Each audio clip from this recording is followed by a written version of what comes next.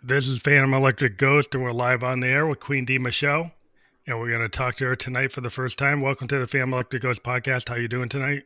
I am awesome, and thank you for having me. Well, thank you for being on the show. We love to talk to people from around the world, and we love to give different voices and creators a chance to have their forum here. A couple of things before we get to the heart of your story. We ask every guest a couple questions. What Sure. motivates you, and why do you do what you do? What motivates me? What motivates me comes from within. I'm one of those type of people that lives from within out.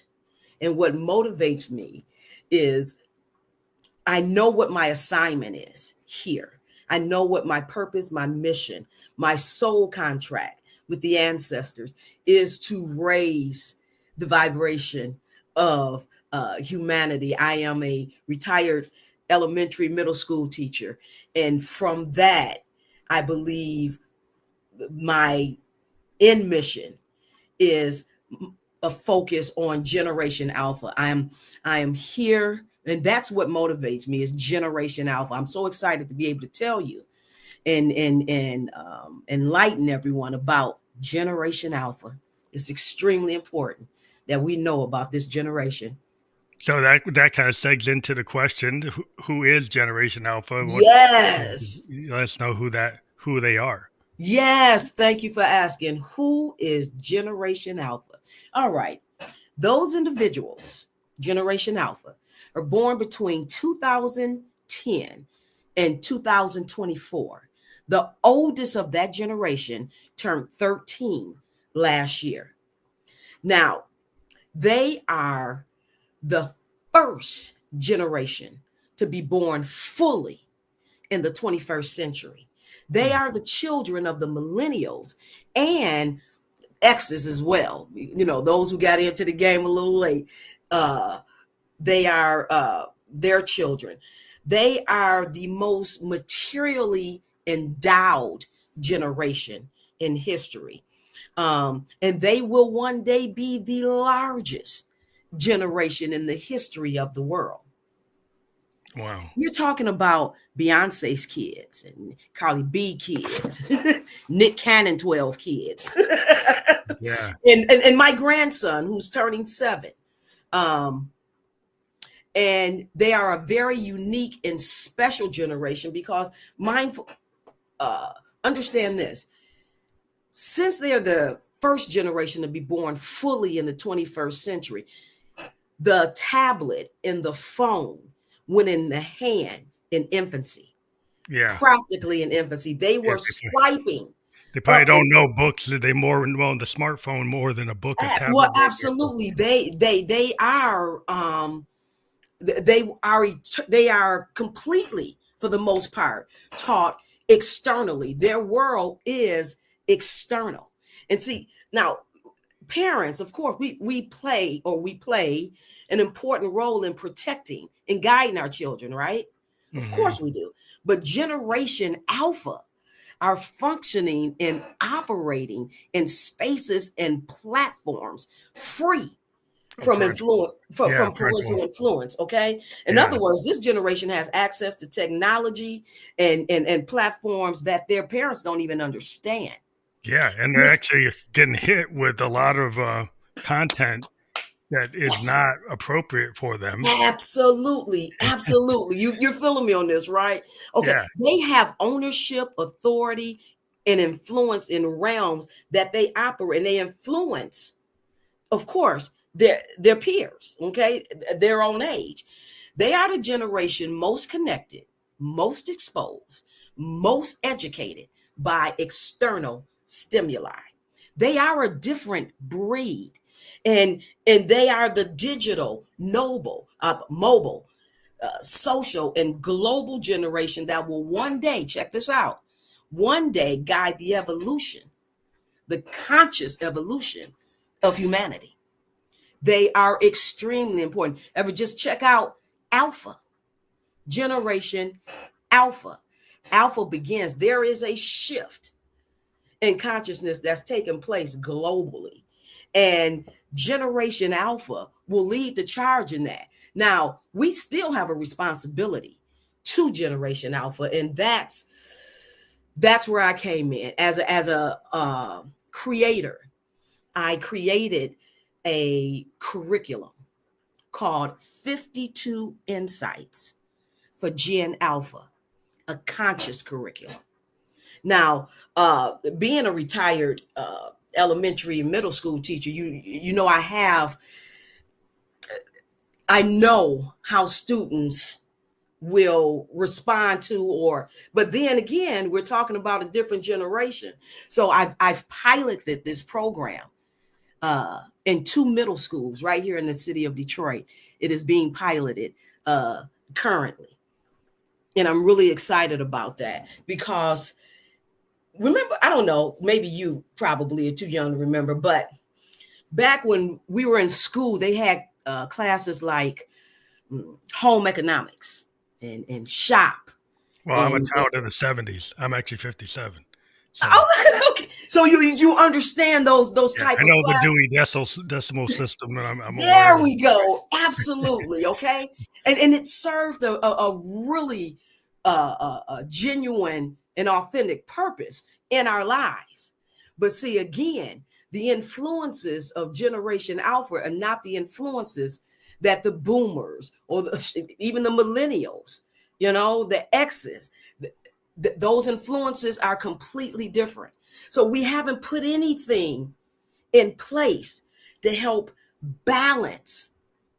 We're not supplying them with the tools that's needed to navigate these external realms that they're functioning in right now.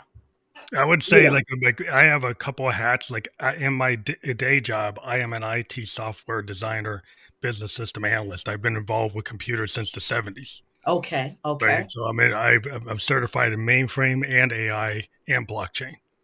And so I have a 25-year-old daughter that's and we lived in Japan for 2 years when she went to school.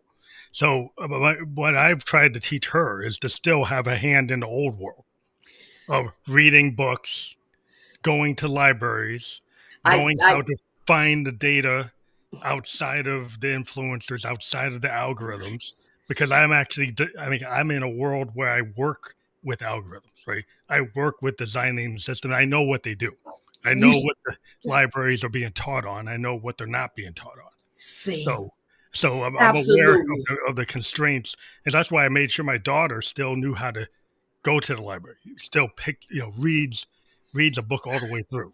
But see, sweetie, and you are Phantom. You are an exception to the rule. I mean, and because of this background that you had. Now, mind you, what about those millennials and the parents who, my God, they want these same things for their children, right? But they're trying to keep up themselves.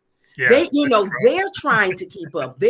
So we're missing, they're falling through, and there's this disconnect.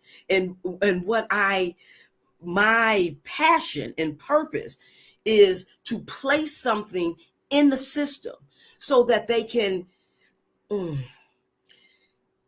obtain the tools necessary. Thinking, right? Yes, the conscious thinking. Yeah, like Socratic method. Like I went to Bowdoin College. And the idea there is like it's old school, like liberal arts education, sociology, legal studies, double major. And everything was blue book, oral exam, no multiple choice. So that you have to actually convince the professor, if you took a philosophy class and you read Camus or Sartre, that you had to actually explain those theories and those concepts in your own words. And not through some multiple choice. So you have to have the ability to learn. Absolutely. That is so important. That's so important. Now, see, I wanted to read something. This is just a blip from a letter that I write to Gen Alpha in their book, and I discovered that 52 insights in all the material I created while living in Mexico. Now, see, this 52 insights, I had never, it was never my intention Virginia, the story behind how it even happened. After I retired from teaching 27 years and quickly realized that I was going to have to keep working in some capacity to supplement my pension. See, because it will never be enough. And so I would always have to work. And I didn't want to be 70 years old saying, welcome to Walmart. I didn't want to be that greeter. I didn't want to be that Uber driver. I didn't want to be that shuttle driver. I didn't want, so I began researching the top 10 places. And that was back in 2016, the top 10 places to retire. And I was living in Atlanta at the time when I retired. And after my research, and of course, at that time, it was Mexico, Panama, Costa Rica, Thailand, Colombia, South America. You can good bang for the buck. Absolutely. So Mexico checked all the boxes for me in a sense that I moved to in the state of Mexico has 32 states. I moved to the state of Jalisco, Mexico. Now, Jalisco houses the largest freshwater lake in the country of Mexico. That Lake Chapala? Absolutely, Lake Chapala. Now, surrounding that lake, of course, are little towns and villages. And on that north shore, it's the largest expat community in the country of Mexico. So you did your research. Oh, hey, listen. Come on now. See, because teacher, though, I expect it. Exactly, right? and so there's a large American and Canadian, expat community there. So I landed very softly, and soon after wrote a book about. That's how I began writing. I wrote a book about my experience of moving from consideration Atlanta. The guide for moving abroad. Is that the Exactly. book? That was my first book, right? And from there, I developed I created a brand called Considerations of the Soul. And I started writing. I had this awakening, and I was getting ready to start this wonderful 8-month course, mindfulness course, there, and I got the call. From family members here back in Detroit, and I needed to come home. I needed to care for my parents. And so I had lived there for 4 years. I lived in Mexico for 4 years, returned home to Detroit, care for my parents. Now, this book that I wrote there, 52, at the time, it was 52 insights for living New Earth now, right? But, and I just put it to the side when I came back home. I want to do anything now. And it sat there for 2 years, and I gifted it to my niece for her birthday. And she said, Auntie, this would be great for high school. Oh, and it hit me like a ton of, I said, yes. And then speaking with another relative, she said, oh, that's perfect for middle school.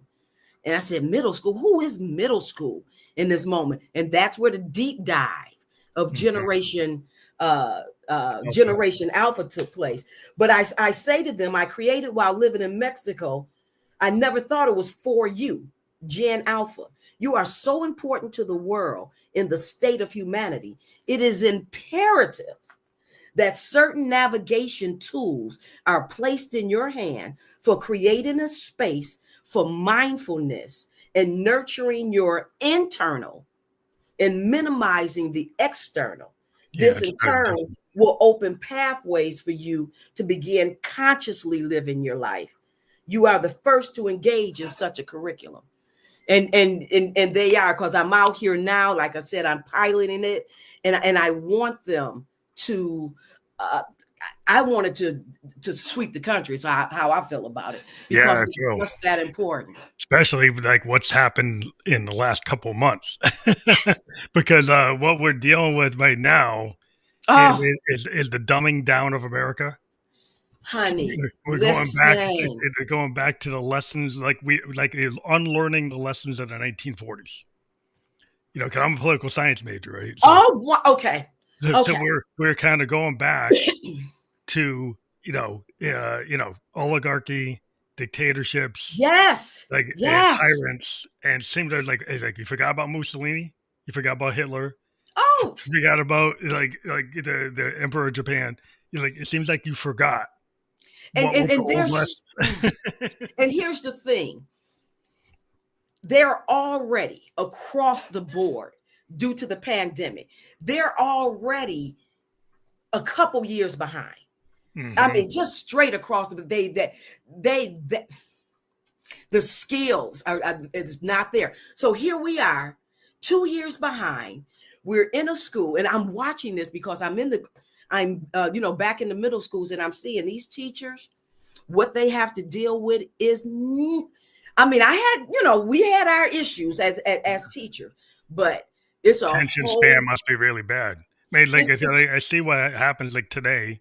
What I've been talking to a lot of creative people and educators is even the adults say like the attention span of somebody like I'm a child of the 70s. Okay. Right. So I had 4 TV channels, right?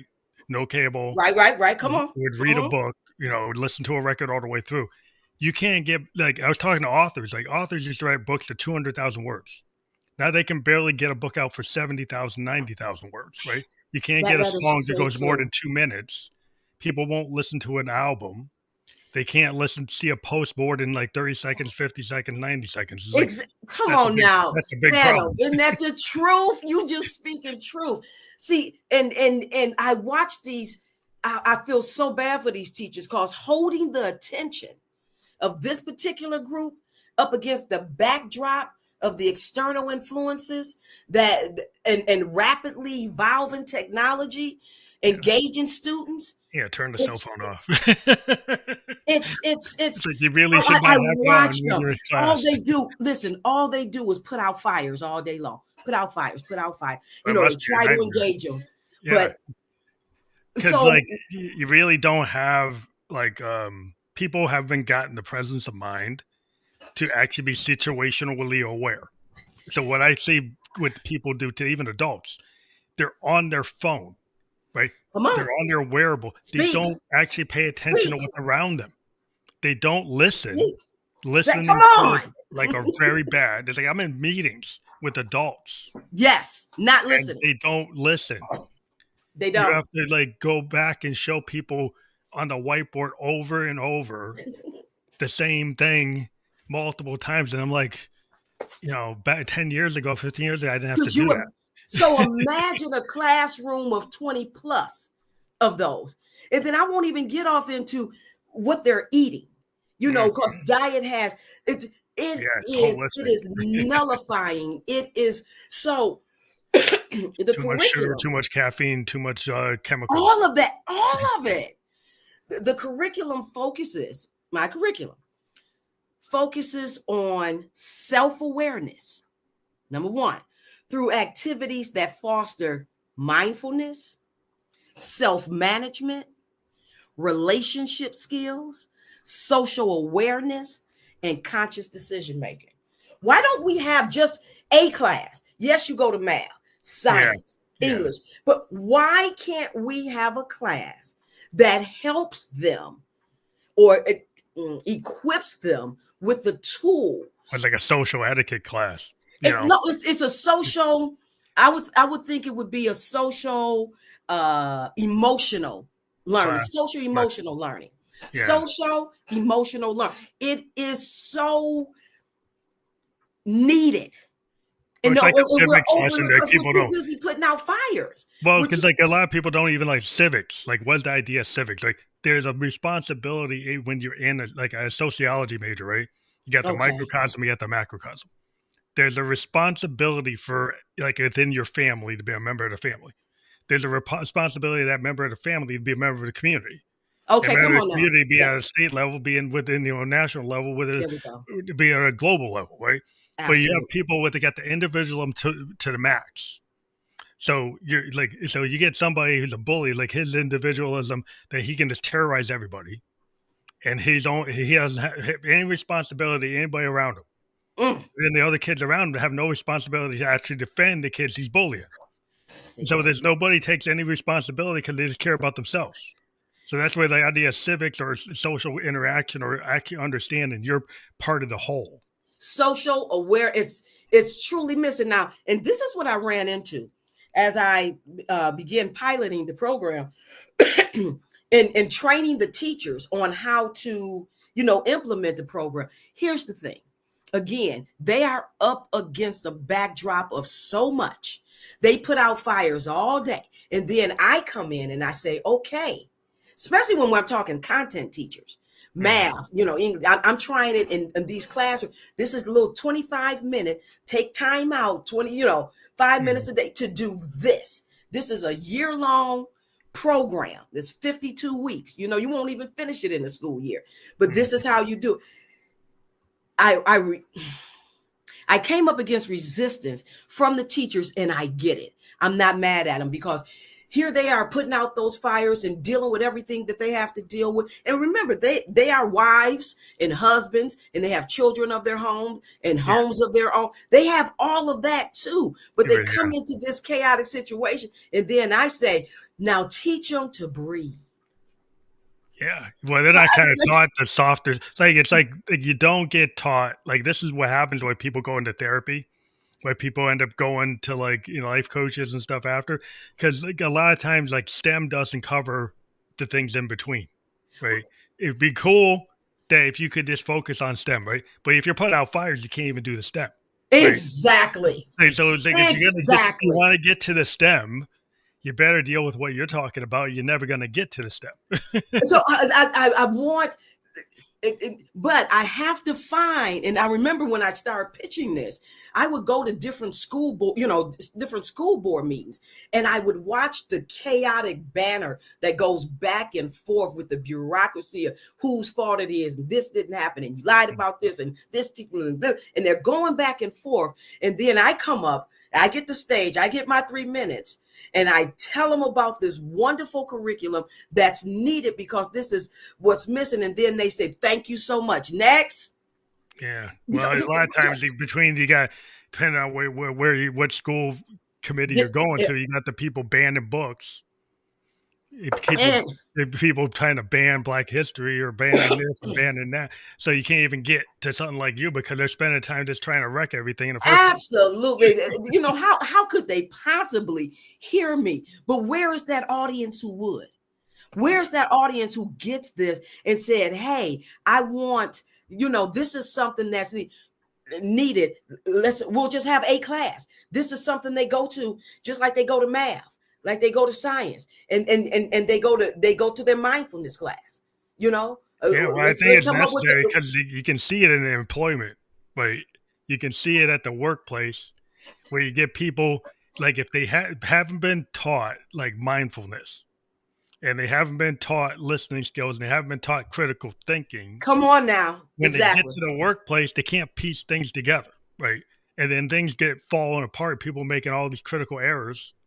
And it's because they got tunnel vision. I'm very into this idea of holistic thinking, of critical thinking, of okay, if you just focus on this, I'm in IT, so I look at upstream, downstream impacts. Right. So if we make this change, what's it going to do when it cascades back, coming left and right, up and down?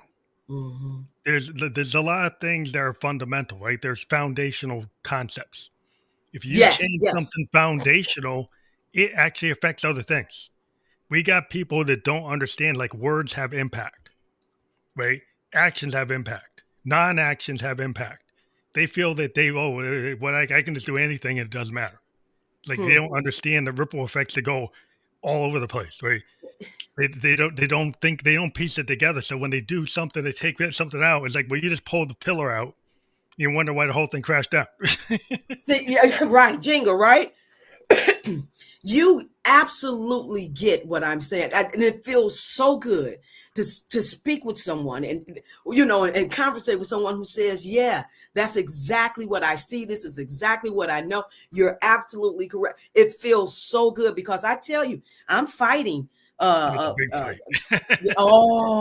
in it. But you know what? I'm in it to win it because all of this was, I know that this is purposeful. I know that it's impactful. I know that it's needed. And I'm going to keep pushing for just a class. Can you have it? And it starts at 7th grade. I'm saying 7th, 8th, and 9th.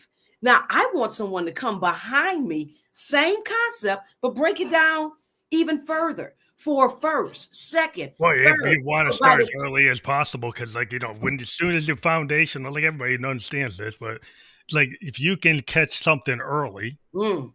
you can stop the cascading effect I'm talking about, right? It's Already, a they lot will of times already people, know. yeah, because a lot of bad habits, humans beings get put things on loops. So if Yes, you on an early age you start doing a bad loop, by the time like if you're 60 years old and you start doing this bad loop, by the time you're 10, it's hard to actually reverse that. It yeah. takes a lot of work, and somebody's got to stay with you and do the work. And most people don't stay with somebody to do the work, and it just gets worse. The, Right. and this is exactly because imagine my curriculum is for 7th, 8th, and 9th graders. And listen, the oldest just turned 13 last year. We got an opportunity to try to get in there. Interjected, yeah. If you Right, you can right start, now. you get into there where you can, We and get you in do with the work, yes. and you do the work, and you hope you can act. I think like when you do the work, just like this. Like I'm a musician, right? It's my spare time. It takes 10,000 hours to get good at the bass. It takes 10,000 hours to get good at piano. Then you get like muscle memory, and it just flows, right? Then you're in a flow state, Yes, yes, and yes, you can yes, just do it, and you don't have to second guess yourself. You're playing, you can just play. You can just pick it up, you know it. And yes. same thing happens Muscle, with your yeah, I mind. like that. If you're with your minds, like you think about like an athlete doing the 3-point shot. If you don't start to reprogram your bad habits or your Mhm. lack of mindfulness, Mm, right, you can train your mind like you train yourself for the 3-point shot. If you actually do the repetitive behavior, if you actually build up a plan and you stick with it and you make it sustainable, you can do it. yes, But, yes. it's like you have to think of it like in terms of that you can understand. So it's like if you think in terms of sports, put it in terms of sports. If you think in terms of like a music, put it in terms of music. Like however you Get can, in where you fit in, but yeah, the, however the, you can the, digest the, it. the thread is still the same. Yeah, It's that repetitive muscle memory. It will come back, and then it will be a part of you. I live from within out, and that's conscious living. Conscious living is living from within out, because any and everything you ever need to know about the universe itself is within. yeah. Well, your It's mind within. is unbelievably untapped. You don't Yes. use most of your mind. Yes. Right? You do a lot of things subconsciously you don't even realize. And when you start to actually retrain your minds, like I'm a Buddhist, but the part of being Buddha and living in Japan, right? I learned about like certain levels of discipline. Yes. Come And on there's now. cool things Yes. where you can learn that from the East. And then they being on part Cherokee, and I find like there's a lot of that in Cherokee and a lot of that in Blackfoot. It's Mm. the same idea. Yes. Yes. So you can find the same ideas in the Cherokee that you find in Tokyo. You just get the same concept, Okay. Okay. same mindset. So these mindsets don't have to just be the East. They're actually in Americas for all the indigenous people have the same concepts in terms of Mm-hmm. understanding your connection to the earth, understanding your connection to your elders, understand your connection to your inside and the outside, and respecting animals, respecting the earth, and having this communication where you're not like the only one center of everything, right? There's other things Absolutely. going on, right? And so Right. you have the indigenous people can teach you a lot Oh, I absolutely agree, because my practice is that of African spirituality, and the same basis. same It is concept. nature. Yeah, It it's the is same nature. idea. It is ancestry. It is, because all of that again is and it's transferred through DNA. Hmm. It really is. It's trauma and healing. Yeah, Both. trauma. It's Ancient, it's, it's transferred family trauma, tribal through. trauma, class trauma, Come on. everything, all that trauma. All of that, all of that. So what the goals and objectives, and there's four behind the curriculum, behind 52, is number one, to demonstrate their perspective of the quote through their chosen self-expression. Now, see, I did a quote, original quote, came from either my writings, my books, meditation, Hmm. and I put it out across my platforms uh, for 52 weeks straight, every Thursday. And Hmm. so now with that came a reflection page What comes with it is a reflection page. And then now I've created activities and practices to nibble on that quote for 1 week. You Wow. go in, you deep dive it, and you That's come good. back out. And and I'm talking 52 weeks straight. So the first objective is to for them to demonstrate their perspective of what that quote is saying. The second is to define and shape personal talents, gifts, and purposes. Talents, let's define and shape that, because we're no longer saying, what do you want to be when you grow up? The question is, what problem do you want to solve? What problem do you want to solve when when you grow up? Well, ask them, what do you want to be? What problem do you want to solve? The third is to identify personal anchors. And this is so important to assist with centering and grounding. We have no anchors. We have nothing to, they don't have the tools. And that's so important. They don't have the anchors that ground and center them to the alignment of the ebb and flow of the universe. And that's it. It's essential. And then thirdly, just practice presence. Yeah, being present. Yeah, that's a big thing. Bottom line. Being present is super important. But listen, because if you were to ask an animal, ask a dog, ask my Quincy, hey, what time is it? Quincy will say, now. It's now, yeah. Because what other time?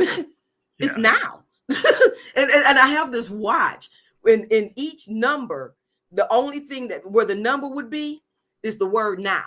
Now, all the way around, because there is only now. And if that presence and being able to tap into that presence, that's the power. Yeah, that's why. Yeah, consciousness. I would just relate it to like modal jazz, fusion jazz.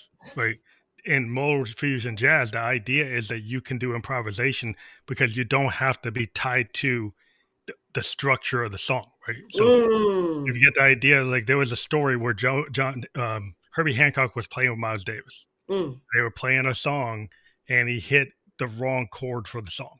Who did? Herbie. On the piano, he didn't hit the chord that was expected, right? It was kind of a written song, and didn't hit it.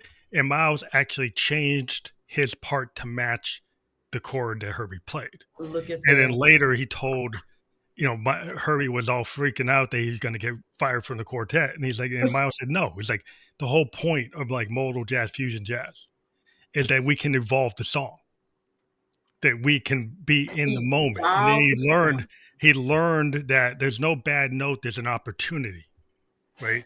And if you can learn how to kind of play, be able to riff off of something, right? To learn how that you don't have to go and start from the beginning. Right, the ebb and flow of it all.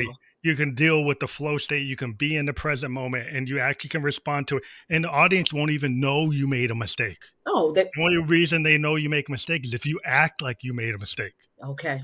So you absolutely get it. You are tapped 100% in to the concept and the understanding of my curriculum, and I am lit up right now. I mean, I am vibrating. So I appreciate that, and thank you so much. But so many people are stuck in like a perfection, and also the comparison trap, right? So if you, I run into, like I'm a producer, right? And I run into like young people, and they want to be, Drake, or they want to be somebody that's already out there. So he's already out there, right? So you got to show me, what is uniquely going to be the thing that is your edge is you. It's like the song that you're scared to show me, and you're just wanting to clone Kendrick. Well, Kendrick already did it. Right? Okay. What's going to do it is like your unique voice that you're scared of, that we're going to work on, is give you the permission structure to be you, to work on this thing. Man, come on, teach my curriculum. Come on and teach it, man. Come on and teach it. That's what you have to do. Awesome. It's like, because that's how you get to be a Jimi Hendrix. That's how you get to be a Prince. That's how you get to be a Miles or a Coltrane. Right. That's how you get to be a Diana Ross. You go out there and you push it. right? You go and do what they tell you can't do. You go be an actress when you say, well, you're a singer, like we go be an actress. Go and try something mahogany. You go do it. You just Okay. that's what you do. You That's what push you the do. envelope. That's That's how what you you get do. out That's what you do. And what a an opportunity for students they should have a class like this and a teacher like you. You know,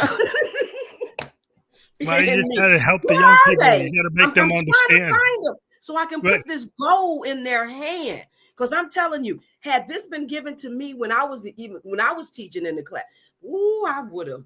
I Well, would have that's what ate you it need. up. You need thinking out the box. Like out Of of the box course, thinking is what happens, right? You don't get an Einstein by thinking in a box. They don't get a Nikola Tesla by thinking in a box, right?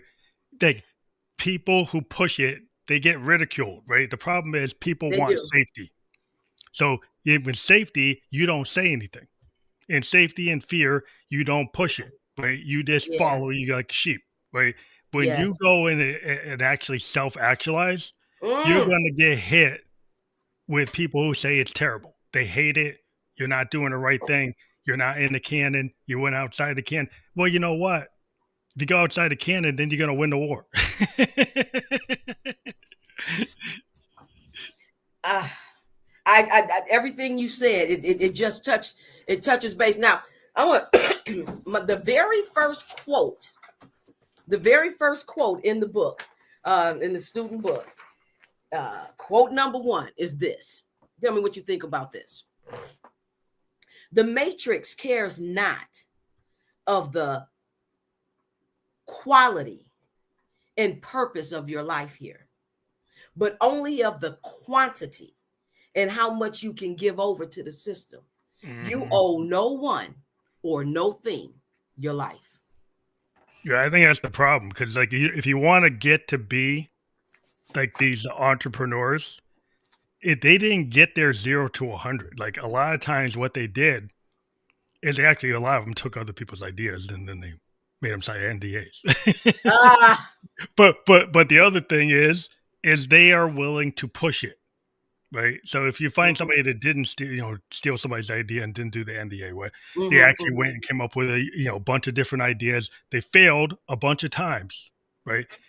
What I find when I talk to executives and I've talked to a lot of CEOs is they have a tolerance for taking risk. They have a tolerance for falling on their face and then not crawling back into a hole. They get up and they do it again. And that's kind of like when you're a kid and you're trying to learn to ride a bike. You're not scared of falling down because you want to learn how to ride that bike or ride a skateboard or go skating at an ice rink or whatever. When you're a kid, you keep on doing it till you get it. If you get to be an adult, you might not do it. If you never learn to ice skate, you might not ever learn because you might not get that. You don't have that childlike dynamic to do it. But that's what you got to keep as a creator. What I've talked to a lot of musicians and they're 60 years old or 50, they still want to do that. They're still like, people say, well, you're immature. No, they're creative. They still have the childlike passion. They're still willing to do it. Absolutely. We are creators. We are and that's something that's kind of beat out of us in a sense. You know what I'm saying? That we are creators.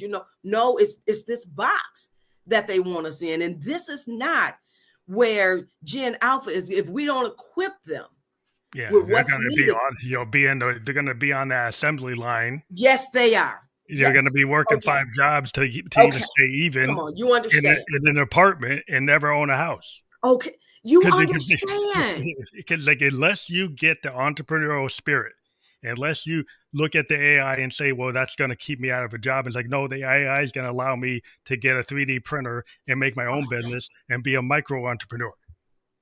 You're thinking out the box. And I've seen kids from the Netherlands to like Zimbabwe.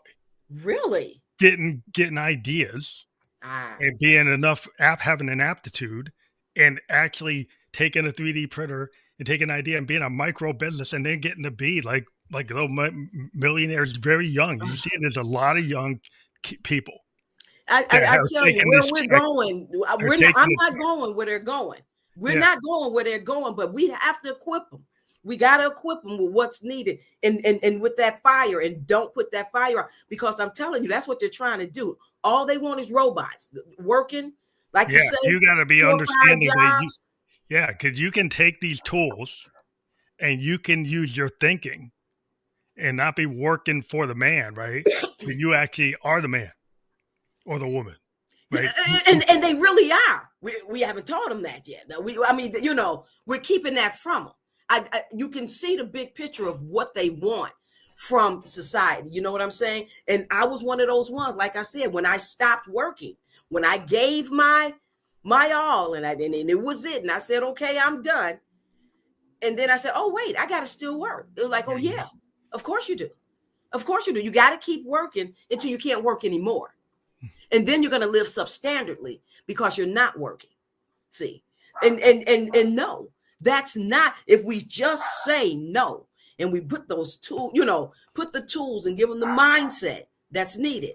You have the growth mindset versus like, they have a growth mindset, and then you have somebody that's like stifled, right? And they put their own glass ceiling around their. They do. And they don't say, well, learning math, that's not black. Like learning how to talk, that's not black. Like that's like trying to be this. It's like, no, it's like W.B. Du Bois was well spoken. Yes, he was. Malcolm X was well spoken. Yes. So that's not like don't play. Martin Luther King. Don't give well me spoken. That. Don't give me that.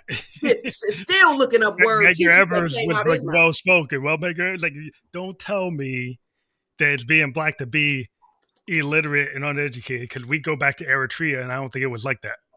Oh, that's right. You're right. So you got to get rid of bad habits and bad thinking, a bad monologue, and bad self-talk. Thinking, and you know what? And they keep us a lot of times in that with the food that they serve us. I mean, with the food that they get. Meat is not meat. Meat's not meat anymore. Chicken not chicken. Eggs not eggs. Cheese not cheese. It's everything. Well, I grow a lot of my own veggies. Like I have my own garden. Because I'm a cancer survivor. I am a cancer survivor, and I found out about chemical additives. I found out about pesticides. Oh, come on. I was a cancer survivor, age 27, level 3 sarcoma. Went through radiation treatment, chemo, a bunch of operations. And after I found out, it's the food I eat. It's the water you drink. So I've got multiple filters on my tap water. Come on now. I got filters on my water coming on my shower. I've got a hydroponic garden that I control the water, and I control what I feed my veggies, and I get my veggies, and I live in New Hampshire, and I go to organic farms, and I get organically certified bison and free-range chickens and free-range eggs. Now I have to spend more money, but I make of course. But I learned what I eat affects my brain, and I'm in the IT mind business, right? I'm in a business where I have to think, right? Algorithms, all of that. It's all math and stuff. So I can't be feeding myself garbage. Because garbage in is garbage out. That's what they give us. I mean, that's what it is. And I mean, just waking up to that, that's a game changer. Yeah, when people realize game changer. Don't give. But you know what? They keep us so distracted. How do we don't have time. I get it now. To make your own breakfast, right? I get it now. Breakfast. With a distraction, you can't. You don't have time. So you are definitely out of the box. Have been for many, many, many, many, many, many, many years. And so your daughter, you said she went to school in Japan. Yeah. We went to school. Like she had her initial education at a Japanese preschool and a Japanese kindergarten, Nishimachi, and in Tokyo. And today she's a graphic artist. She's a she's an art designer and a artistic manager of a disabilities group of artists that do online virtual galleries for disabled artists and BIPOC artists all over the world. Goodness. And my goodness. And she's in this world where people are canceling grants. She's finding private grants. And so she's still going forward, no matter what they she will. want to tell her. And she will not be stopped. She's will not be stopped. Yeah, she's out the box. She's at her own. Yeah, she has her own business, Look at making that. her own money, Look at being that. an artist full time, Oh, and being an advocate for artists of an color all artist over and the an world. advocate. And so that right there, I wanted her to be able to be an artist because that's what she showed that she wanted to be an artist, Yeah, that was and her say that that talent. Yeah, was gift. not antithetical to being successful because that's what a lot of parents do. They see their kid who want to be an art school and say, "Oh no, go be an accountant." And I'm like, "No, I'm going to let her go that way because I believe she can do it." And Yes. that's Yes. where you got to have parents that support where the kids are going. It's scary. A lot of parents will say, "Well, it's safer for her to be a lawyer. It's safer for her to be an actuary." Yeah, Yeah. it's probably safer, but is that really what she wants to do? Are you going to cause a lot of problems because that's not who Down she the is? line. Yeah, Down the line. yeah, Absolutely. Unhealthy, mind, body, and spirit, because you're not walking in your purpose. We all have our journeys, our lessons, our experiences, and they cannot be denied. yeah. That's why They, I they think you really shouldn't can't. And, deny. and Like, when you see they an are, artist. Yeah, if you see somebody's an artist, you don't go tell them go be an accountant because if they want to be an accountant, that's fine. But like if they are really an artist, you don't poo-poo that. You don't go say, you can't make it. Like, you don't start putting that negative talk because you don't know. Like, if you actually believe you can make it happen, like you have to have affirmations. Right? that's If you think it, you can make it happen, and you do it, it will happen. Right? Like and so. that and that's a huge part of the curriculum. The curriculum involves exercises, breathing. It involves meditation. It involves affirmations. And it involves meditation. You know, they Mhm. have to go within, because that's where the knowledge is. That's where creation is. You go within, you come back out of there. Now you're ready Yeah, for the well, that's world. like the muse. It's like the idea of the muse was like this Victorian idea, but the idea of it really is, if you get to like an indigenous idea, it's like you are tapped in because you're a vehicle, like you can channel, right? Like, so any musician that really starts to get it after they learn the technical capabilities of what their instrument Mm. can do is really they start touching their soul. You start touching the spirit. You start touching the heart. So when you get a true musician, is they're tapped into the frequencies of like the universe, Oh my goodness, and yes. they Their can just bandwidth is yes, they have yes. no limitation. So you get There's these no musicians, limitation. and they cross genre, they cross the idea, they come up with all kinds of innovative things because they're We're not tapped in. limiting. Yeah, they're not limiting themselves. They're not, and it's hard to be like that because the world tells you like you got to put some limits I, on.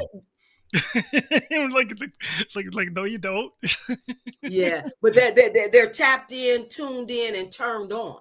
They Yeah, are aligned, and they are within the ebb and flow. There's a harmonic ebb and flow of the universe, yeah, it's all and frequency. Like it's we're electricity. We have a frequency.